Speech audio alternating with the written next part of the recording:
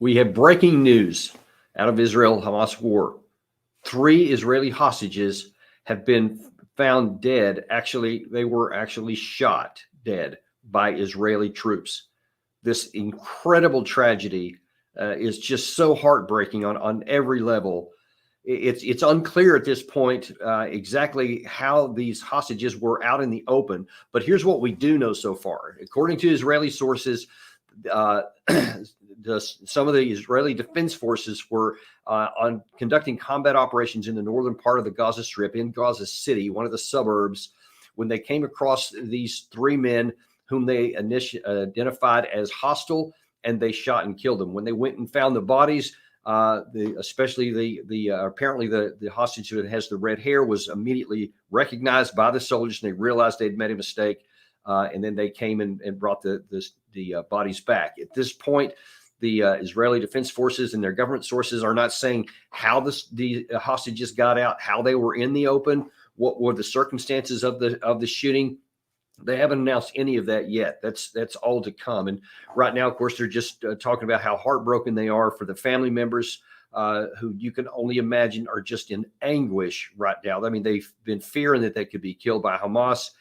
And then to find out that they actually escaped somehow, they got away, and then were killed by their own troops is I just can't even imagine what they're going through right now, or the soldiers that actually did it. My heart goes out to every single one of them that they do. However, this illustrates, or at least it has the potential of illustrating, one of the things I've been warning about from the outset here, and that is on what are the rules of engagement.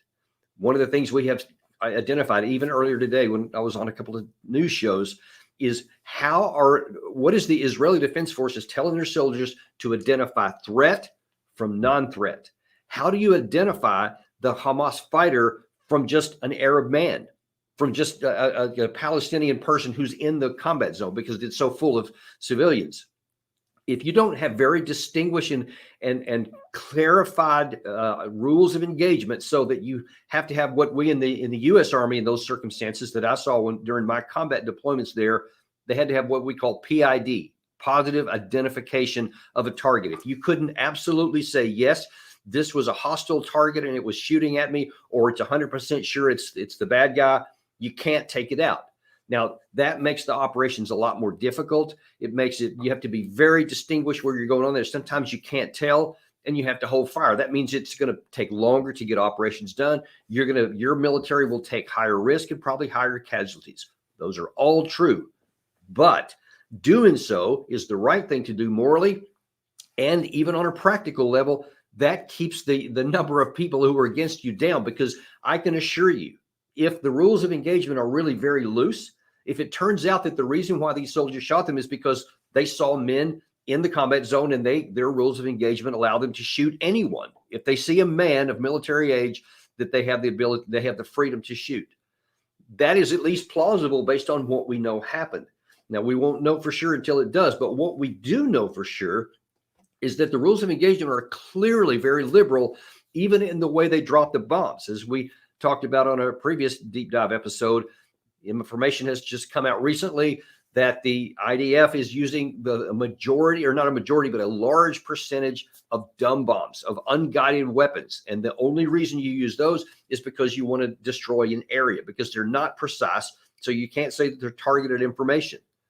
Further, our National Security Advisor Sullivan released earlier today said that the U.S. government is trying to encourage the Israeli Defense Forces to be much more distinguished in what they're doing, and to have a lower level of intensity, and have, he said they should start using intelligence-driven targeting data, information to make targets. Now, that got my attention, because if you're asking them to start using intelligence-driven targeting, that implies that they're not using intelligence-driven targeting.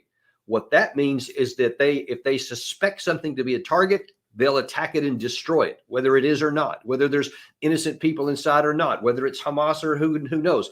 They're just targeting it. And that's why you see so many weapon systems being employed in the zone, and so many people are being killed, so many innocent Palestinians.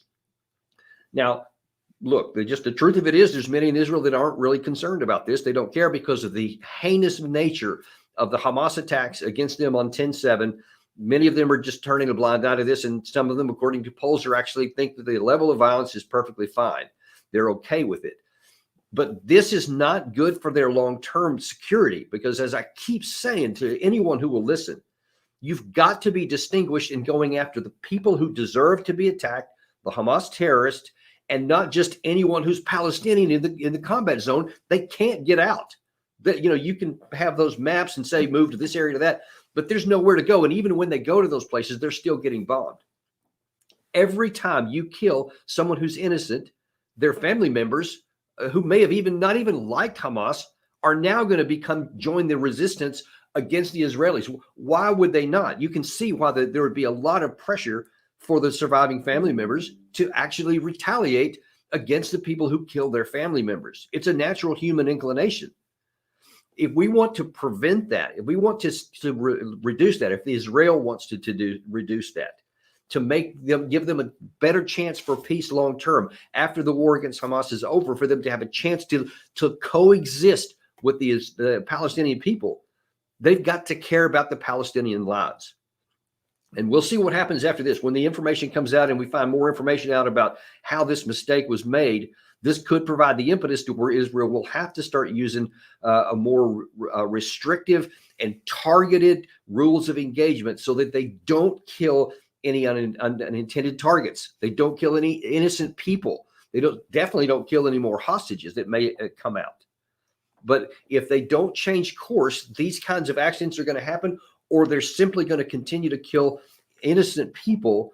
And I'm telling you from personal experience, when you kill someone in the name of going after the terrorist, and they're not terrorists, and they end up, it's just innocent people get killed, you create enemies that weren't enemies before. I'm telling you, I've seen it firsthand.